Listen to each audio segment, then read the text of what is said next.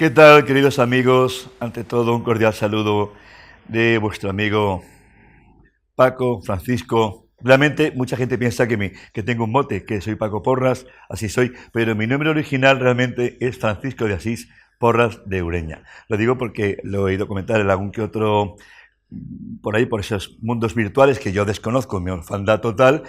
Y ante todo quiero agradeceros la enorme acogida que ha tenido el primer programa con Mr. Tartaria, líder en audiencia en el mundo esotérico, como referencia de los temas ocultistas. El segundo programa también tuvimos una excelente, gran crítica por parte, sobre todo, del mundo juvenil a través de Josué Israel, de Periodista Digital, que estuvo eminente contándonos cosas del Congreso. Antes era el Congreso de los Diputados, ahora es Congreso a secas. Luego también tuvimos en el tercer programa la ocasión de conocer a una eminente poetisa y psicóloga clínica y hablamos de lo divino y de lo humano, de los trastornos psicosomáticos de tipo nervioso. Hablamos de muchas cosas muy bonitas. Y me faltaba hoy, pon atención a lo que te voy a decir, queridos amigos. Es el cuarto programa de ¿Qué porra pasa aquí? Y hoy tenemos el inmenso placer de tener en este plató a una persona para mí muy especial. En estos tiempos de anticlericalismo y donde la cuestión ideológica o el sesgo político borra identidades, borra historias, borra el mapa de España, borra la historia geográfica del cristianismo puro y primitivo de San Benito de Nursia, donde ni siquiera se celebran las onomásticas con nombres de santos. Yo pienso que hay un nihilismo feroz y un vacío existencial en toda Europa, no, en todo el mundo. Uno se pregunta a veces, mirando al techo, ¿dónde está Dios? ¿Dónde se encuentra Dios? Y yo, cada vez que miro al cielo, no veo más que anuncios y luces de neón, no luces de Bohemia, de Valle Inclán. Veo simplemente luces que me deslumbran y me dejan sin mácula, sin brillo, sin ganas de muchas cosas. Y no se preocupen, no es un rollo catequístico que les voy a echar en absoluto. Tengo un invitado de lujo y él no quiere pronunciarse así, pero es un sacerdote y es el padre Juan Manuel García Caridad, que hace honor a su ilustre apellido, porque sentido de caridad tiene este hombre de Dios, que hoy me ha hecho el inmenso placer y el honor de venir a este humilde programa. Él es teólogo y filósofo, un hombre de una sencillez absolutamente ejemplar, como aquellos tebeos en la época del franquismo, que se llamaban vidas ejemplares, y aparecía la vida de los santos, de personas que hicieron acciones humanas beneficiosas para el resto de los comunes, el resto de los mortales. Ahora las acciones humanas de este tipo son autopunitivas, destructivas, políticamente incorrectas, y parece que en vez de crear un mundo como Dios manda, pues parece que es que algo está en el ambiente, en la atmósfera, que está creando una semilla de maldad, de odio, de revanchismo ideológico, de resentimiento. Digo, Dios mío, pero nos hemos vuelto locos. ¿A dónde estamos llegando? Y por eso hoy tengo el gran placer de invitar al padre Juan Manuel García Caridad, que paso a presentarles en cuanto me siente. Y ante todo, querido amigo Juan Manuel, no te voy a llamar padre, te voy a llamar Juan Manuel. Juan Manuel. Juanma, muchas gracias por venir al plato. Sabes muy bien, mejor que yo, que hay pocos espacios culturales dedicados al mundo religioso, y no solamente al mundo religioso, aunque vamos a hablar del mundo espiritual. Una cosa es la religión, desde el punto de vista antropológico, importantísima, interesantísima y fundamental. Y otra cosa es la espiritualidad, abierta a otras afinidades, no de dogma determinado. Querido padre, querido amigo Juan Manuel, ¿no crees que la realidad infinita de Dios desborda toda comprensión racional? Por supuesto que lo creo. No solo lo creo, sino que lo afirmo. Y es más, si yo llegase, y además esto estoy en total acuerdo con San Agustín. San Agustín de Hipona. Sí, si yo llegase a comprender a Dios, no sería Dios. Es decir, claro, tiene que haber trascendido todo esto. No puede caber esa inteligencia en una cabeza humana. No puede el Creador entrar en un parámetro de la creación. Tiene que estar por encima. Entonces, efectivamente, imposible. Oye, Juan Manuel, y hemos hecho referencia a San Agustín de Hipona, doctor de la Iglesia, y no hemos hablado de sus famosas confesiones, que hoy mismo, si las leyéramos, son de una vital importancia. Pero de cara a la audiencia que está viendo el programa, tenemos a miles de seguidores jóvenes, muy jóvenes, incluso de 13, 14, 15 años, que nos siguen por las redes. San Agustín de Hipona era un hombre muy bravucón, con espada en ristre, y tenía mal genio, y andaba por prostíbulos, pero como un hombre de Dios, un santo. Andaba por ahí por las tabernas con aquel lenguaje temerario. Hablamos de San Agustín, querido padre. Bien, bueno, pues no es más que un ejemplo de lo que al final es la vida en esta empresa. Es decir, bueno, pues era un hombre que vivió una vida relajada, divertida, entre comillas. Llegó a, pues eso, efectivamente, a ser padre, a tener muchísimas mujeres, y en un momento determinado, pues como la mayoría de la gente que pertenece a la Iglesia o que ha tenido algo que ver con el catolicismo, todos somos hijos de una madre. Agustín es hijo de Santa Mónica. Santa Mónica se empeña en que su hijo salga de ese mal camino de hedonismo y paganismo, reza, y entonces, bueno, pues ahí quiero hacer un paréntesis, es decir, Agustín era sabio, sí, previamente a cualquier tipo de conversión. Sí. Es decir, había recibido una muy buena educación, sí, y era, pues, bueno, pues no voy a descubrir ahora al filósofo. Puedo hablar del santo, el filósofo está ahí y es innegable. Entonces Agustín, después de vivir una vida bastante relajada y divertida, descubre, bueno, empieza a tomar contacto con unas comunidades que hay en Hipona, bueno, pues de los primeros cristianos. Sí. Es decir, tenemos que tener en cuenta que San Agustín es, pues, de las primeras comunidades fuera de lo que ahora llamamos Tierra Santa. Es decir, son los primeros apóstoles que salen tras el Pentecostés y se van instalando. Entonces llega por medio de Pablo de Tarso, se predica a los gentiles, es decir, un poco a la gente un poco más cultivada, y Agustín recibe un poco, pues, ese testigo. Entonces ya se han configurado esto, pese a que estemos hablando del siglo III, IV, ya el cristianismo se ha expandido a una velocidad de vértigo. Entonces ya es un poco, la Iglesia está configurada prácticamente como la conocemos hoy en día. Es decir, las Eucaristías son más o menos lo mismo que son hoy en día, se leen textos del Antiguo Testamento, ya se empiezan a incorporar algunos del Nuevo, porque ya algunos de los primeros discípulos han fallecido y se empieza a leer, evidentemente se consagra, porque sí, desde la primera misa, que es la última cena, ya se consagra. Entonces Agustín empieza a quedarse impactado por el modo de vivir de los cristianos. Ya conocía algo por boca de su madre, y entonces en un momento determinado Agustín es llamado, y además es ejemplar. Yo, por lo menos, siempre he seguido esa senda.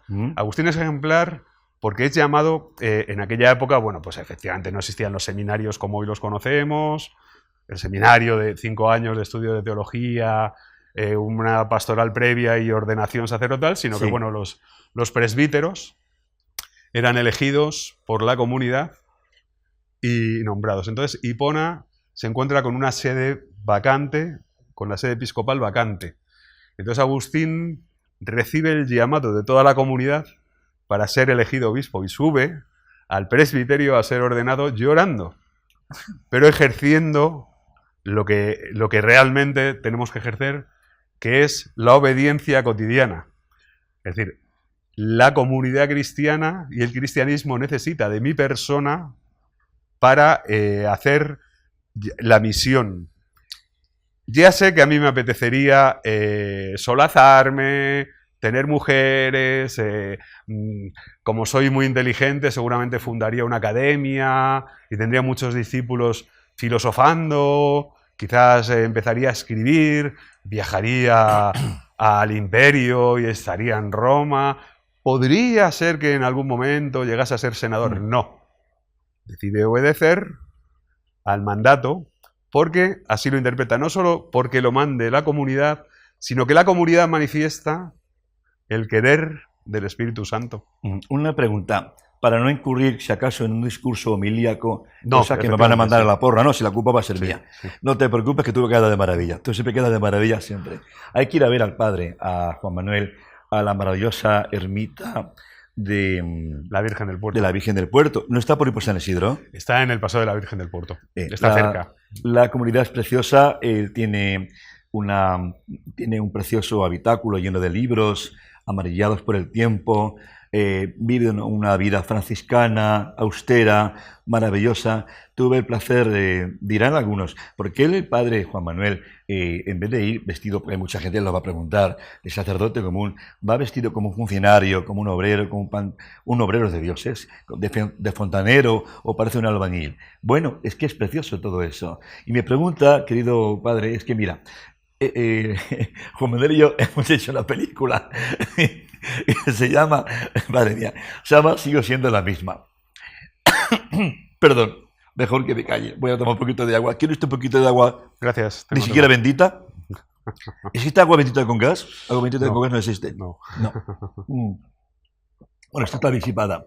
Hicimos una película llamada Sigo siendo la misma. Bueno, dedicada a una señora innombrable. La película la dirige Marc Pujoral, un chico catalán. Sigue siendo la misma. En la vida uno tiene que ser siendo, pues, uno mismo. Uno tiene que ser uno mismo siempre. Pero claro, si eres... hay que ser... No quiero... Perdóneme. Hay que ser siempre uno mismo. Lo que pasa es que si eres gilipollas, es mejor que seas otro. Porque eso sería una vida tormentosa. Padre, ¿se ha dado cuenta usted de la enorme, iba a decir putada, le pido perdón, la brutal mutilación que han hecho de nuestras humildes personas en el decorado referente precioso de la ermita? Ese documental dedicado a una señora que nunca ha cantado, que nunca ha bailado, que nunca ha pensado, a la que le dedican una especie de tesis laudatoria, en un documental que podría haber sido maravilloso, donde usted pudo sacar de mí humildemente muchas cosas que tenía ocultas y escondidas. Y no piensa usted que hay un vacío cultural y que los medios de difusión se han convertido en medios de confusión. Porque vamos, que manipulación, en vez de hablar de cosas importantes, estamos hablando de una tía loca petarda que fue encumbrada por un imbécil, que soy yo, y la metió en mi casa, la encumbró, la maquilló, la dio de comer, la dio de vestir, y de pronto aparecen un montón de frikis. La palabra friki viene de freak. Freak no significa deforme. Freak, el friki es un término anglosajón que deriva en el excentricismo, en lo pintoresco, en lo que rompe normas. Pero no se trata de tarados mentales. Los tarados mentales, ya los frikis no están en televisión, están en el gobierno. Pero ahora resulta que haciendo ese documental, que hubiera podido ser ilustrativo para hablar de los temas de lo divino y de lo humano, para hablar de la espiritualidad, para concienciar a la gente joven sobre los mundos que hay otros mundos. Porque, padre, amigo Juan Manuel, ¿hay vida extraterrestre? ¿Dios ha creado vida extraterrestre? Pues yo no puedo ni afirmar ni desmentir. ¿Y cómo no lo puedo afirmar si el padre Funés, que es el director del Observatorio Astronómico de Roma, del Instituto Pontificio Lateranense del Vaticano, donde yo he estado, dirige una comunidad dedicada al mundo ufológico, como un padre como usted, tan culto, o su discreción le impide reconocer que existe? No por discreción. Entonces, no será por ignorancia. No puedo... Porque usted es cultísimo. Bueno, no quiero opinar sobre ello. Es algo, efectivamente. No quiero parecer un poco, yo qué sé, descortés con la gente que sí lo hace, pero no es una disciplina que me interese lo más mínimo. Entonces, bueno, pues en el mundo tanto teológico como filosófico, la cosa es inalcanzable e inabarcable, y como te despistes un poco de lo tuyo, yo me he dedicado fundamentalmente a lo bíblico, y dentro de lo bíblico, muy concretamente, a los profetas y libros sapienciales. Y fíjate, ya tengo una edad y no sé nada. Bueno, cual... también decía Sócrates que tampoco sabía nada, y ahí está, el pensamiento socrático. Pero padre Juan Manuel, amigo, no le pregunto ya al teólogo o al filósofo, le pregunto al amigo. Estando viviendo yo en Roma, esto me lo previó que lo dijera Navarro Valls, que era jefe médico del Papa Wojtyła, Juan Pablo II, me previó que lo dijera. Pero han pasado ya muchos años y ahora sí puedo decirlo. Creo que en algún programa lo he soltado, pero no con la rotundidad